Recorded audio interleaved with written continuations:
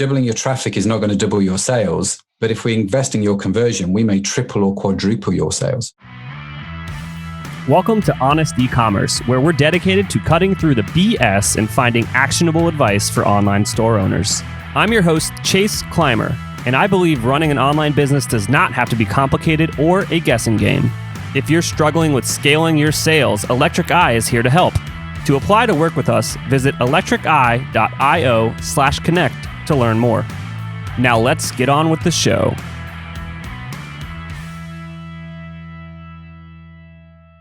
Do you want to deliver marketing moments that last a lifetime? Klaviyo is the ultimate marketing platform for e-commerce. With targeted segmentation, email automation, SMS marketing, and more, Klaviyo helps you create your ideal customer experience.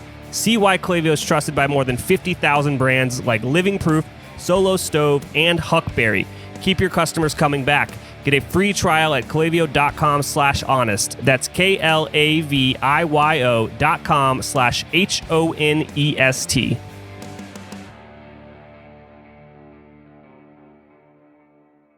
Hey everybody, welcome back to another episode of Honest E-commerce. I'm your host, Chase Clymer, and today, welcoming to the show, a fantastic guy. I've talked to him before, and we realized that our frameworks are kind of similar, so I'm excited to get into that. But from across the pond, I'm welcoming Matt Edmondson. How are you doing today? Yeah, hey Chase, good to be with you from across the pond, as you say. Yes, that small pond that divides us. yes, it's a very big pond. So Matt is the CEO of the Jersey Company. So you guys, are you kind of like a roll up, but you've got a few companies underneath you. How do you want to kind of explain that? I'm still trying to figure it out. Yeah, we've got our own online site. So we have the Jersey Beauty Company is probably the most famous one with our own online sites. But I also run an agency over here, and I run a coaching and consulting company all around e-commerce. Yeah, it's a long, complex story, but it's fun. It is fun, and I'm busy all the time.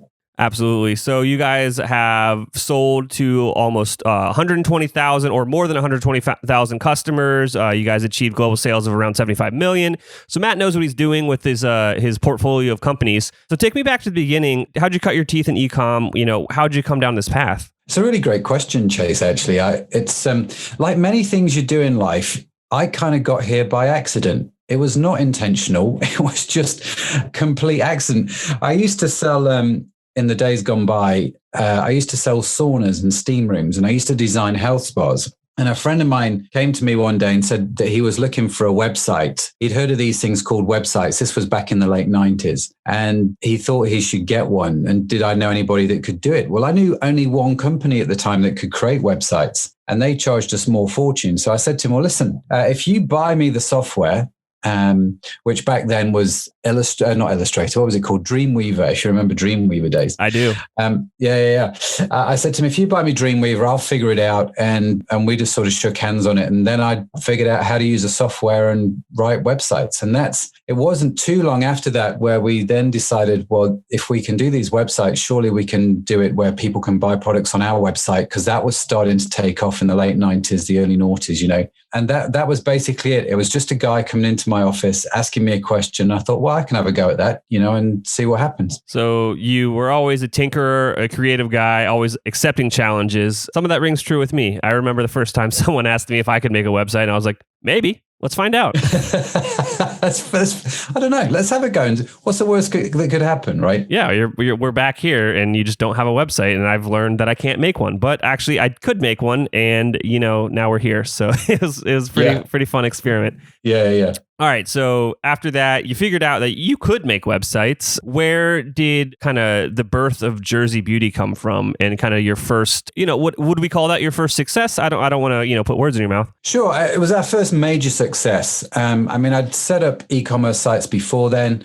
The first one was in 2002, and I set that up, and 6 months later I sold it. That was a great little project to do. That really got me thirsty and hungry for e-commerce. And in 2006, a friend of mine who lived and still lives on the small island of Jersey, which I don't know if you're not familiar with it. It's a small island off the north coast of France. It's like 45 square miles. It's a tiny place, and it's independently British. Okay, so it's kind of British, but it's got its own parliament. It's got its own rules. It's got its own way of doing things. And there's about 100,000 people on the island of Jersey, and it's a beautiful place. And he lived on Jersey. And at the time, what happened was I said to him, you should really do an online business, because Jersey had this really quirky law, which meant that they could ship goods to the UK without VAT, which is the good sales tax. Now, VAT in the UK, the sales tax, is actually currently at 20%. Okay. So when you could ship goods to the UK without VAT, you were 20% cheaper instantly, but still maintain the same profit margins.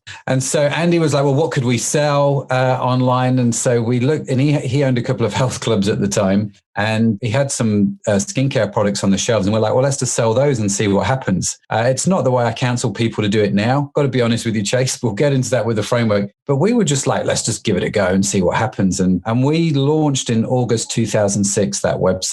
And we thought, with our original thinking, we did a bit of research and planning. We thought if by the end of 2006, we'd managed to sell about £10,000 worth of product, which is about $14,000. If we could sell that amount of product by the end of the year, we would dance a jig. We would be on target. We would be like, this is working really great. And so when we launched at the end of August, we obviously had September, October, November, and December's trading. Okay, so there were those sort of 4 months of trading. We didn't do the £10,000 we initially estimated. That was our initial target. We did £400,000 worth of sales, which was massively different to what we were expecting. And it just blew up. It instantly went big, and it grew from there. Yeah. It was a phenomenal ride. It was a phenomenal journey. So that's kind of how Jersey started.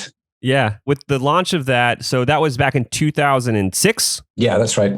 2006. So the marketing game was extremely different back then. Oh, yes. I'm assuming some of the practices and strategies are kind of going to ring true as well. So when you guys got that online, you made the website. How did you educate people that it existed? Honestly, we had a very simple strategy back then. We were just like, let's just do Google really well. Facebook really wasn't a thing from a marketing point of view back then. I mean, there was a few things going on, but not like it is today. So we focused on Google. We focused on SEO, and we focused on Google AdWords. And you could do that back in 2006.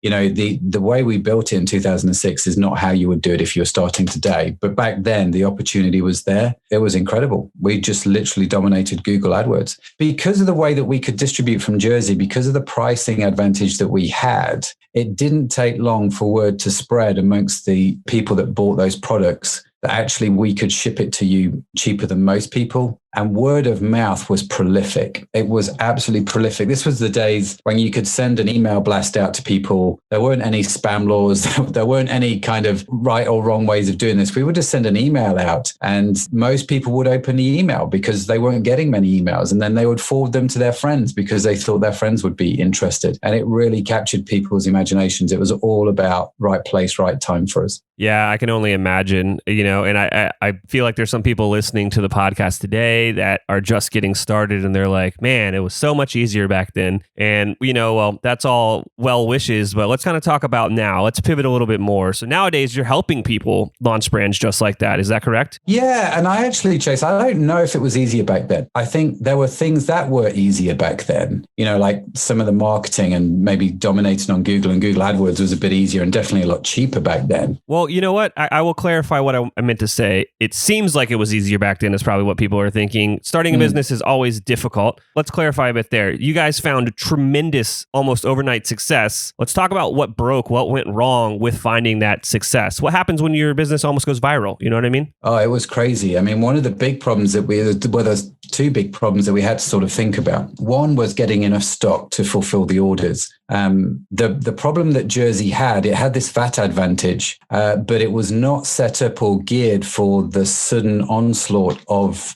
internet companies that, were there.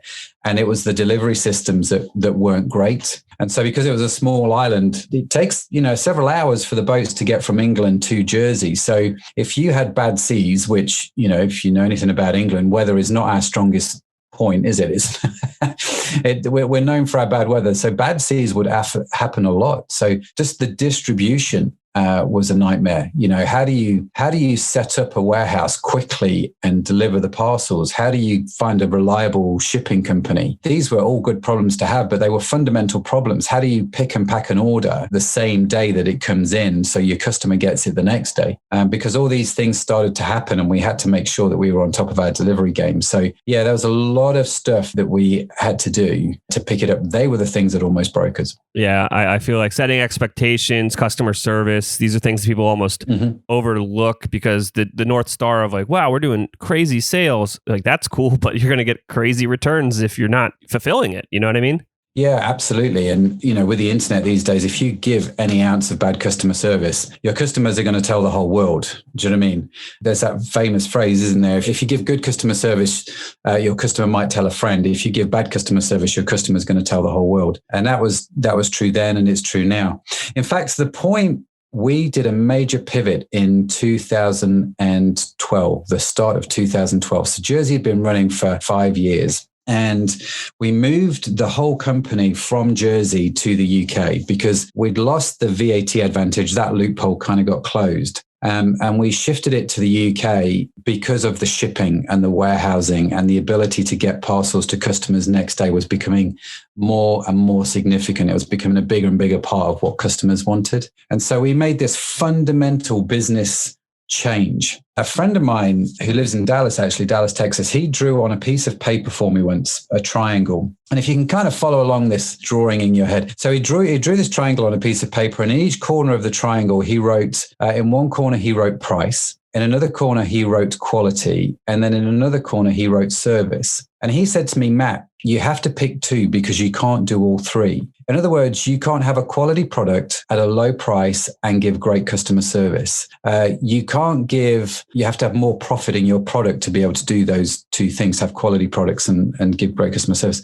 So Jersey, for the first 5 years of its life, the way I sum it up is this: Jersey was a low price, quality product model. We got a quality product and we sold it at a low price, and it became all about the volume and shipping it out. But it meant our customer service was not great. So in 2012, when we changed that, we changed deliberately to a quality product. The product stayed the same, but we moved much more to our high customer service business, which meant our prices had to increase. Okay. And so in 2012, our sales dropped by 20%. No, not by 20%. Sorry.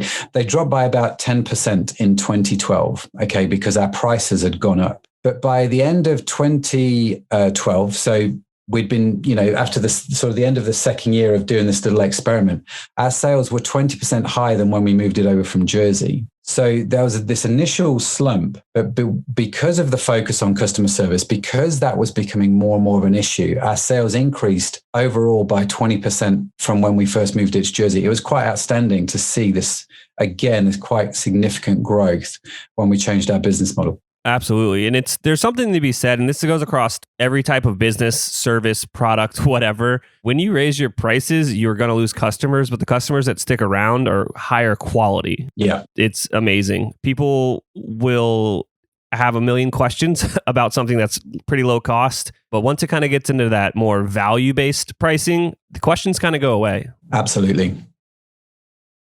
Since 2004, Avalara's vision has been to harness the power of cloud technology to help simplify sales tax for businesses of all sizes. Avalara solutions are designed to affordably scale with businesses as they grow over time. Tax compliance is not a revenue-generating activity. So, Avalara's technology is designed to help you manage compliance as efficiently and accurately as possible so you can reclaim your valuable time and reduce risk in your business. With more than 1,000 signed partner integrations, Avalara likely integrates with the ERP, e-commerce, mobile payment, and point-of-sale systems you use today. Find out how your business can be sales tax ready at avalara.com/honest. That's avalara.com/HONEST. Avalara, tax compliance done right. It's a fantastic world to be in. So I guess, just if you want a masterclass on pricing and raising your prices, look at what Netflix has done over the last 5-10 years. They keep increasing their prices. and they'll lose 10% of their customers, but they did the math and they still come out ahead somehow, and it's fantastic. Yeah, and I wonder how many of those customers that they lose end up coming back because they missed the service so much, Yeah, it is a very quality product. Mm-hmm. All right, so you guys have raised your prices. You've moved to the UK to get things to your customers faster. How involved are you still in Jersey Beauty? Yeah, I'm still the MD, still run Jersey Beauty Company. We've got I have to be honest with you, we've got a great team that work with me, and that's probably the area that I focused on the most. I don't do, for example, coding anymore. We've got a team of developers, and they do not let me anywhere near the code. It turns out my skills and expertise are not any good. Yeah, you can't have stuff glued together, duct taped anymore when you guys are doing that kind of volume. Yeah, apparently not. So, so I've been kicked off of that. I still really love the marketing. I get very much involved in the marketing. I get very involved in the fulfillment and the distribution side of things. And so I'm really keen on that. But we've got a great team. There's a lady called Michelle who runs Jersey. She is an absolute diamond. She's wonderful. We've got marketing teams now. Yeah, so it's very different, but I would still say it still takes up a good portion of my time because that's where I play. It's where I experiment. So, we do the coaching, we do the consulting, we've got the agency where we do e-commerce for other people. And it's kind of like I figure it all out in Jersey before I go and tell our clients what it is that they should do. Do you know what I mean? I quite like that. Oh, I absolutely know what you mean. Yeah, I play. Well, we don't play as much. We make very educated guesses with our clients' permission, but that's what we do on our side of things. So we working with about 12 people at a time, doing some really, really fun stuff, finding out what works, and then we kind of disseminate it down through Honest E-commerce and share it with everybody else. Yeah, the whole goal of Honest E-commerce as we kind of build out that ecosystem is trying to help people go from, doing 100,000 a year in sales to doing 1 million plus. And then, hopefully they want to work with Electric Eye because they've heard the stuff that we've shared. And, that's the master plan, everybody. So there you go. And there's no secrets behind the master plan. It's Yeah, no, not at all. Also, we can't afford to work with everybody. We don't have enough bandwidth. We're a very high touch, high end agency. So it's we can only work with a certain amount of people at a time. So we need to sign one client every other month, and we're doing more than we should be. Yeah. So let's pivot it back to you. And you've got a love for Jersey because you have since developed the Jersey framework.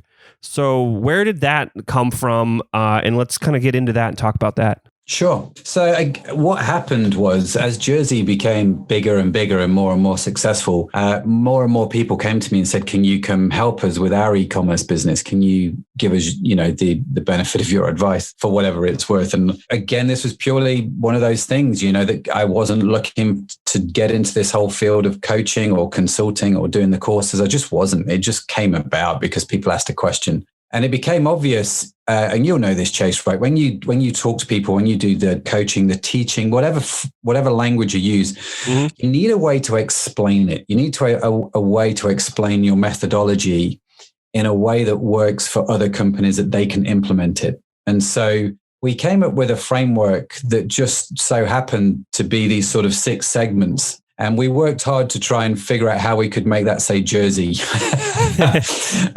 for obvious reasons, because it tied in with our own e-commerce business.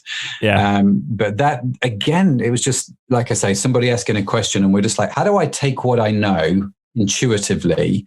How do I distill that into a sentence or 2 sentences that is going to help somebody else go, okay, I can take that, I can implement that, and I can make that work in my own business? And that's what the framework is all about. Absolutely. It's it's funny. When you name something, it becomes that much cooler, and it's such a strong marketing move. But the other day, I was watching CNN because I'm an American and I'm glued to the TV.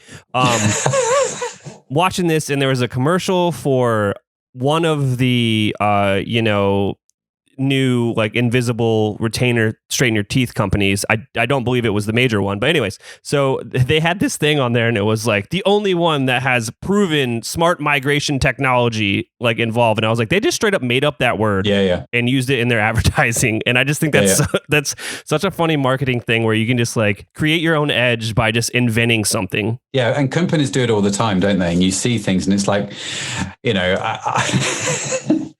There's a name, the name escapes me for it, but there is a name which describes this phenomenon.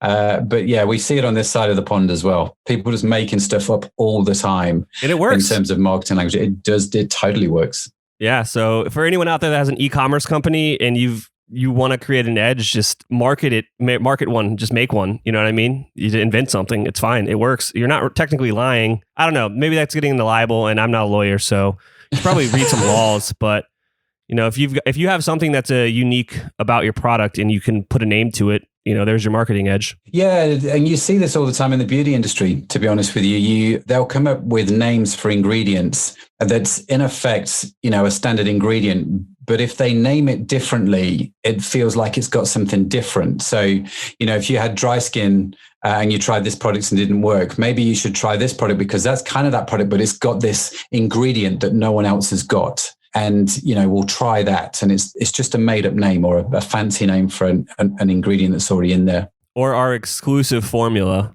Yeah. All those kind of words and phrases. And you're just like, okay. Yeah. All right. So that went down a fun marketing rabbit hole, but let's get back to the Jersey framework. I'm sure that your framework is amazing. Hey, we've got our own framework that we are going to start preaching and using in our marketing as well. But at the end of the day, all the frameworks are just a way to help someone understand the concepts better. Mm-hmm. So let's do that. So how does the Jersey framework work? Do we start with J? What is it? Yeah. So, and I'm curious to see how this works alongside what you've done, Chase, to be fair. And it's always good to compare and take notes. I'm still noodling on mine, so maybe I'll borrow some stuff from you. Who knows? Okay, sure. Just call it Jersey 2 or something. I don't mind. Well, I'll call it New Jersey. How's that sound? That's a fair comment. Yeah, do that. The UK version and the US version. We start off with the J, which we call jam jar. And so jam obviously is, I'm sure you have jam jars in the States, right? Where you just... we do. Yeah. That just represents the product. Okay. So we always say that you start at the product. We start with the jam jar. We start with J. And the idea here is that we curate high demand products that create profit through noble sales patterns. That's what Jam Jar is all about, right? It's about finding products that we can sell online. And I always tell people they've got to start with product before they start with anything else. Because if you've not got a product that people are going to buy, you can have the most beautiful website. You can have the most incredible infrastructure, but nobody's buying it. Whereas I've seen really strong demand products, high demand products on the ugliest website in the world, and they're selling by the truckload. Yep. And so you've got to start with the product. Yep. Have you got a product that people want to buy? Is it a high demand product? Is it going to generate you profit? And is this all done through knowable sales patterns that you can tap into? Yeah. So what I harp about, I don't want to interrupt you after every one, but if I have something to say, I guess maybe I will. Yeah, go for it. So what I do is I tell people, like, the first thing is product market fit.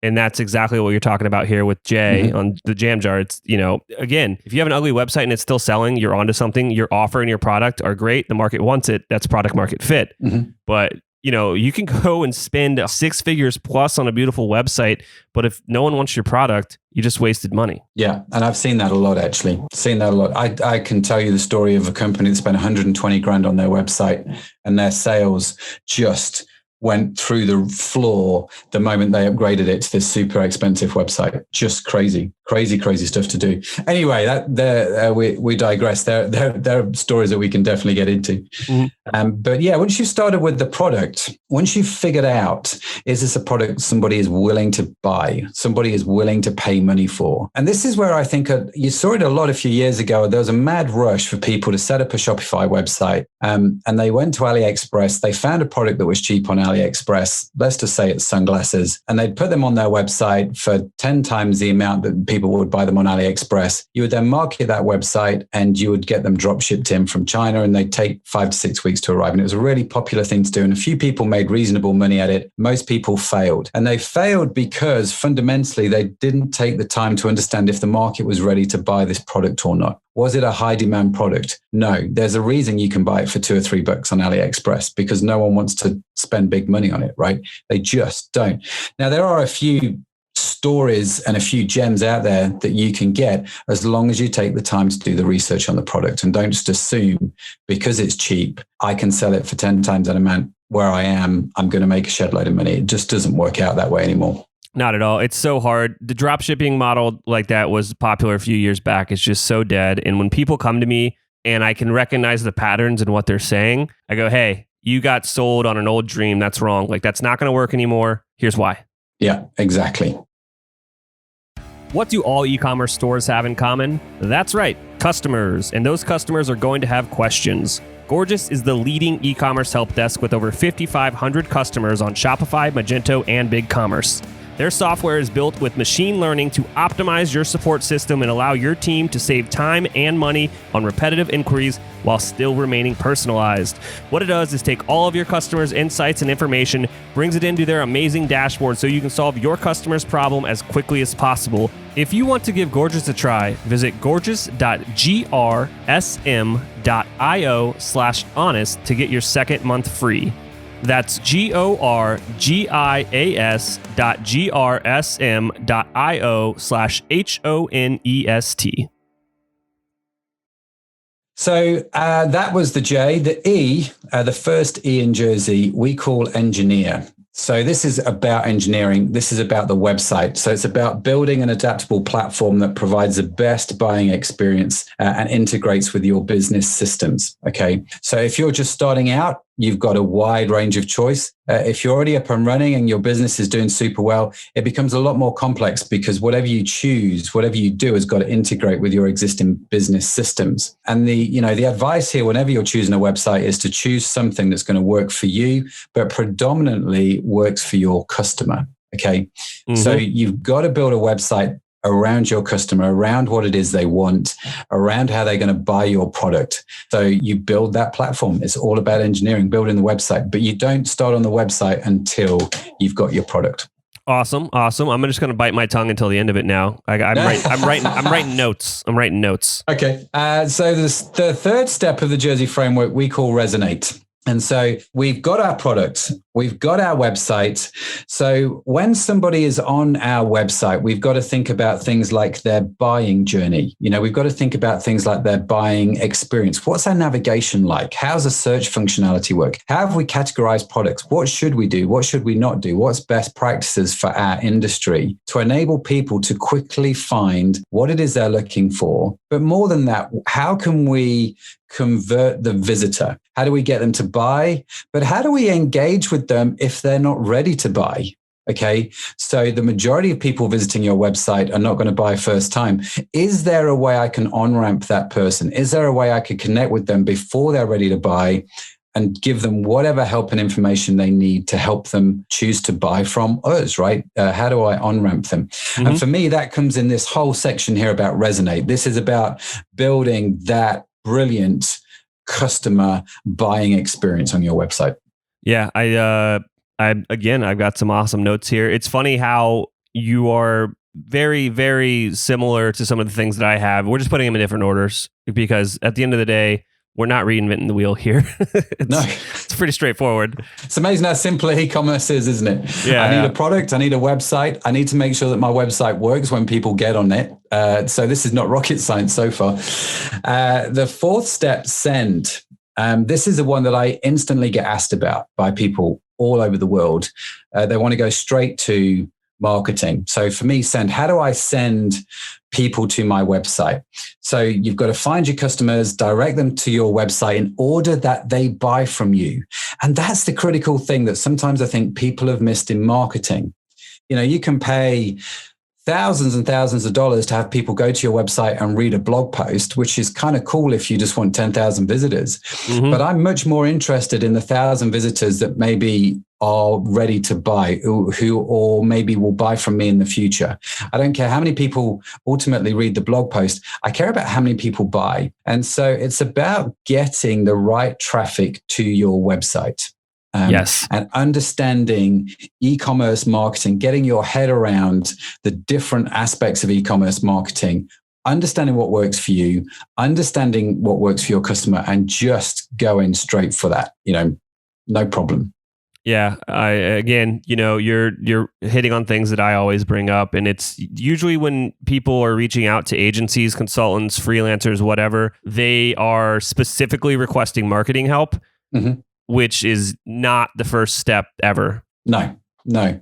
This was brought home to me a couple of years ago. A guy approached me and said, Matt, listen, I want to double the traffic to my website. I've got about $100,000 budget to spend on marketing. Can you help me? And I was like, well, I'm sure I can help you, but is the $100,000 you want to spend on marketing, is that the right way to spend that $100,000? I said, give me a couple of days and let me find out. Went away and did some research on the industry, did some research on his competitors, did some research on his website.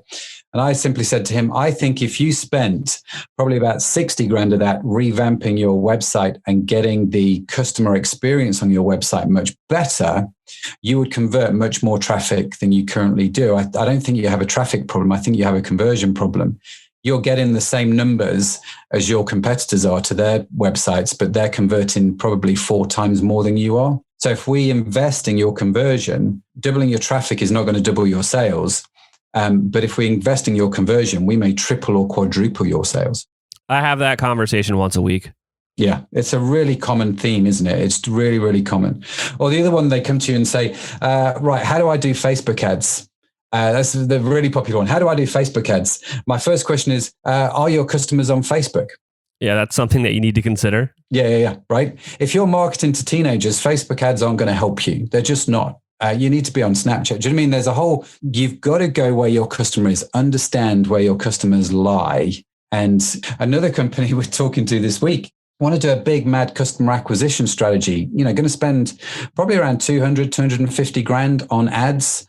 That's a lot of money to spend on ads, on paid media. But when you dig down a little bit, can you answer me this one simple question? When was the last time you emailed your customers? They were emailing them like maybe 4 or 5 times a year. So I'm like, well, why would you spend that much money on getting new customers when you've got really, really bad email marketing going on? Do you know what I mean? It's like you're paying all this money to bring them in, but then you're not increasing the lifetime value by regularly emailing them, by regularly having that engaged email campaigning. It was really odd. And so you've got to get the balance right in terms of your marketing. Throwing money at it is generally not the answer, although it can oftentimes be helpful. You've got to think about who your customers are, where are they, what's going to engage with them, and how can we deliver that in a way that is consistent and meaningful and gets them to buy from my website. Absolutely. Now, was the second E engage, or did I just make that up? No. The second E, which we're coming on to next, which is the 5th step of the framework, is experience.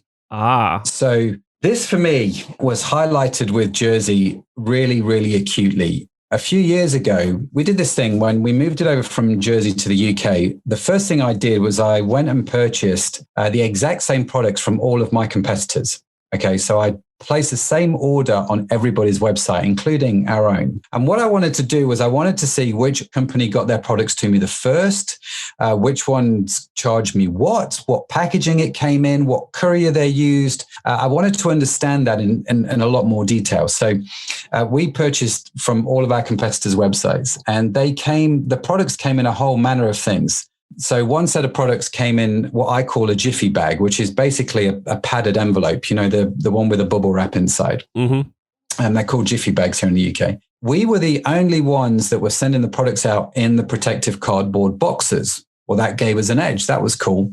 And then I noticed when I looked at our boxes, I thought, geez, these are just really dreary and boring. So the average spend on our website is about £70, which is a lot of money to spend on skincare. Right? It's about $100. So if you've got that as an average order value, you're buying this because you you want to have healthy skin, but you feel like this is you treating yourself. This is you doing something truly remarkable for your own skin, your own well-being. And so just sending it out in a jiffy bag or in a brown cardboard box didn't make any sense to me. So what we did was we took our cardboard box, we had them printed on the inside, not on the outside. So when you opened it up, there was this beautiful message kind of story on the inside. We double layered the box so it felt like you were opening a gift. We wrapped the whole thing in tissue paper, which again, I wanted it to be like a gift opening experience as opposed to just a brown box experience. And then the other thing that we did, which totally transformed our whole experience where customers were concerned was we changed our sort of filler material. So, like if you order something from Amazon, they basically shove it in a brown box and then they throw a load of brown paper in there just to pad the box out a little bit and stop whatever's in the box moving around. It's this kind of filler material. Mm-hmm. Well, we were using the plastic bubbles for a while. And we were like, well, these just aren't very environmentally friendly. They're cheap to produce. They're lightweight, so shipping's not a problem. But we looked at that and we thought, well, actually, one, we want to be more environmentally friendly. And two, it's just, again, dull and boring. How can we, one of our values in our company is just fun. Let's have some fun. And so what we did was we took out the plastic bubbles and I replaced them with popcorn. Okay. It took me months to sort of figure out how we were going to do this. And we sort of brainstormed this for ages. And eventually we came up with the idea of popcorn. We tried, I don't know how many different types of corn we've tried over the years, but we've tried plenty. But in our warehouse now, we have literally popcorn machines going all the time, generating popcorn, just creating popcorn. And popcorn is brilliant because it's lightweight, it's biodegradable, and it's just a bit quirky and it's a bit fun. And so we put that in the box with the products. We wrapped it all in tissue paper. We had to put a little bit of a sticker on the tissue paper telling people not to eat the popcorn because it was not produced in what you would call a food safe environment. It's just a bit of fun. So we're like, compost it, give it to the birds. The amount of emails we got from people saying the popcorn tasted lovely. Thanks for sending that. We were like, no, please don't eat it. So we put a little sticker on the tissue paper. We double stacked the box so it felt like you were opening a gift. And what happened was everybody started posting about their packaging on social media. It became a really good talking point, to the point where, if I looked at how many social media posts we'd had about our packaging before, we only ever had complaints that the box we'd sent the product in was too big. No one posts about packaging, but here we have a whole raft of people who post about packaging on social media. They love and rave about the popcorn. It just sort of ties in with who they are. And for me, this is the experience, right? This comes down to this whole second E, this customer experience sector. What is the experience you're giving your customers after they have pressed the order now button, right? They've given you their credit card details. What happens from that point onwards really matters. It is super essential because the first time they have that box in their hands is the first time that it's real. Do you know what I mean? Up until that point, it's just been all pixels. Yeah. But now they've got the real product. What kind of experience are you wanting to give your customer when they get that box? And it's a point for me of massive differentiation because most companies don't think about it. But you can do something relatively cheap, but relatively special that really resonates with who your customers are just on the opening experience. Yeah, this goes to almost all facets of your business when it's in relation to your customer. If you can just do a little bit extra in a couple dozen places, you're going to be a world apart from your nearest competitor. Mm-hmm. Nobody likes insurance, but everybody should have it. Mistakes do happen. Our partner Rewind can protect your Shopify store with automated backups of your most important data. Rewind should be the first app you install to protect your store against human error, misbehaving apps, or collaborators gone bad.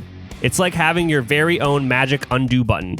Trusted by over 70,000 businesses, from side hustles to the biggest online retailers like Gymshark, Gatorade, and Movement Watches. Best of all, respond to any of their welcome emails and mention Honest E-commerce to get your first month absolutely free.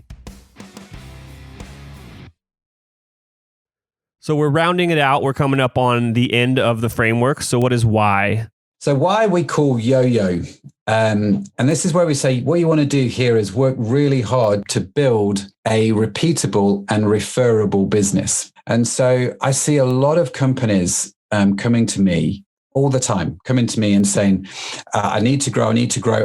And like the example I gave a minute ago, the guys wanted to spend $250,000 on paid ads. They're all about the first-time customer, getting that first-time customer, thinking that customer acquisition is the way to go. The longevity of any e-commerce business, for me, is not necessarily about customer acquisition. I'm not saying that's a bad strategy. I think it's perfectly legitimate and something you should do. But fundamentally, you have to build a business that is repeatable, where you get customers coming back to you and buying from you and buying from you. And you build such a loyal tribe of customers that they are referring you constantly to their friends, their colleagues, people that they know, because this, in effect, is your most profitable traffic, your most profitable customers.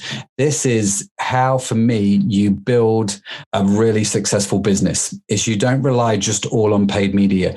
You have customers coming back time and time again, buying from you. And so what's your strategy for doing that? How do you get customers coming back and buying a second time, a third time? How do you maximize the lifetime value of your customers? Oh, absolutely. That's going to be the number one thing that you need to kind of focus on after you get all these other main systems in place. It becomes super important once you start talking about customer acquisition costs and your competition in the space. And if your competitor can burn more money to acquire that customer than you, that's a nightmare. There's a lot of math behind it when you kind of start to look at it on a more kind of holistic approach, like look at the whole picture. So yeah, I made some notes here. There are things in your framework that are not in mine, which is fine. There's, I think, one thing yours. What's missing, Chase? That's my question. Well, first of all, there's nothing missing. Okay, so I want to say that you're not wrong. You're right. I'm not wrong. I may be right. Who knows? But the thing is these frameworks have goals with them. So yours is definitely the experience as a whole. And it also is from the start of a business it can work with any business where they're at. So here's the perfect example. So with your framework, the first J in Jersey, Jam Jar, really has to do with product market fit. I kind of just chop that off my framework. I'm like, if you don't have that, this won't work. So I just kind of chop that off, and it's not involved in mine at all. Another thing that's involved in yours that isn't in mine is everything post purchase, because our framework revolves a lot around what the agency can do for their clients, and our goal and how we find success with our customers is all kind of embedded in the kind of experience on site, and we don't play with anything off-site. So I don't really have, I have an input.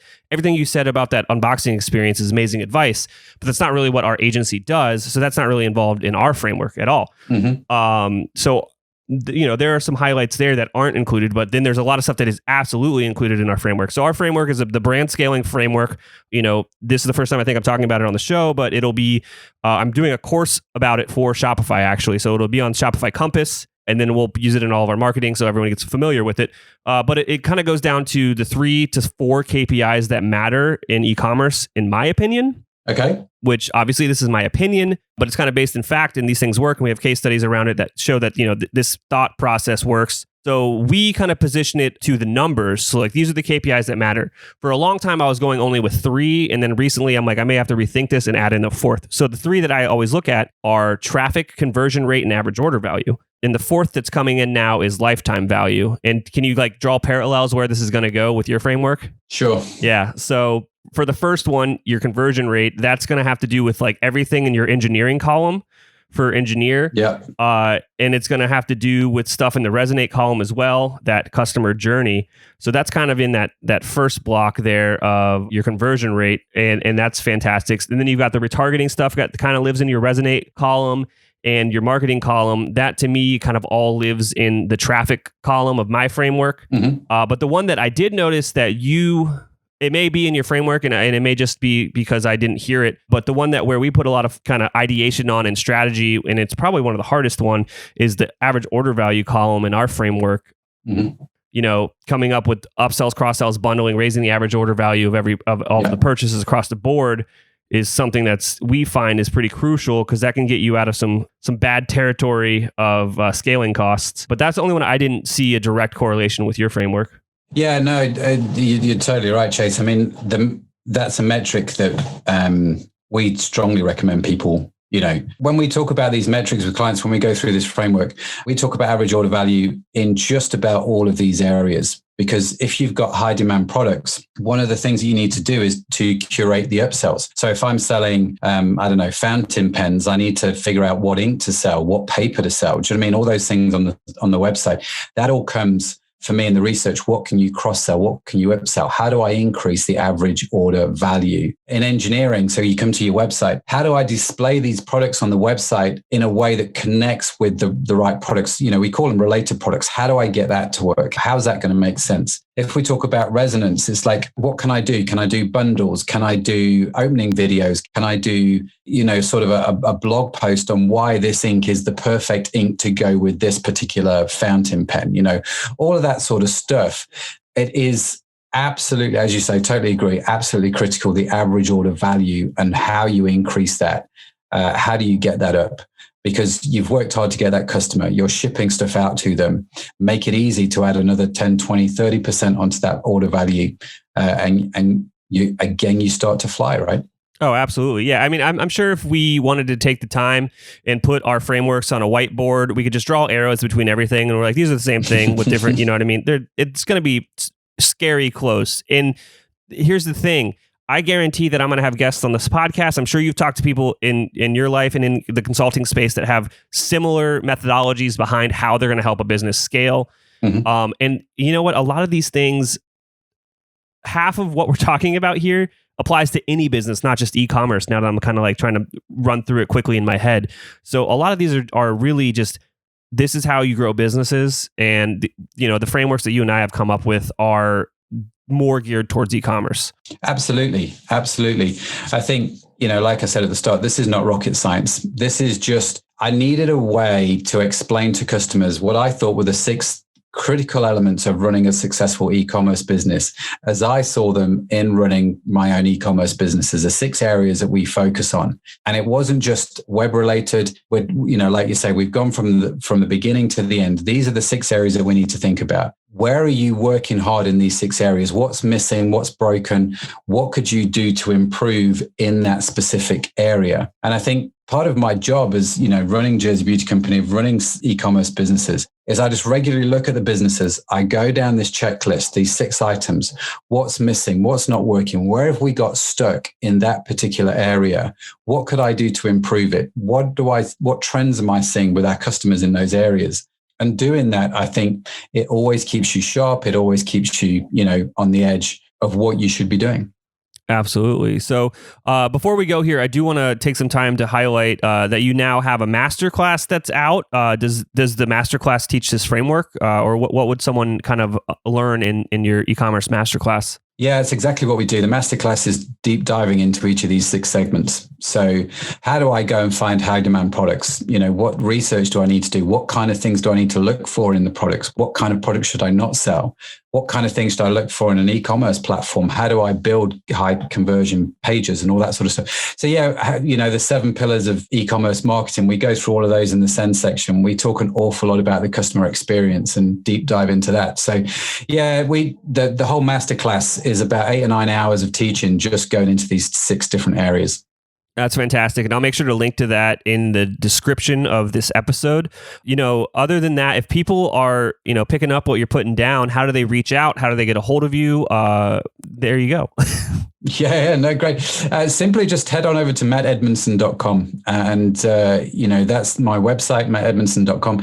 And you'll find all the links to the social media. If social media is your thing and you want to reach out on social, I'm on Instagram and all those sorts of places. Just follow the links on there. It'd be great to connect with you. Great to meet with you. Hopefully get to talk to you all soon. Awesome. Thank you so much for coming on today. No problem. Thanks for having me, Chase. It's been great. I cannot thank our guests enough for coming on the show and sharing their journey and knowledge with us today. We've got a lot to think about and potentially add into our businesses. Links and more information will be available in the show notes as well.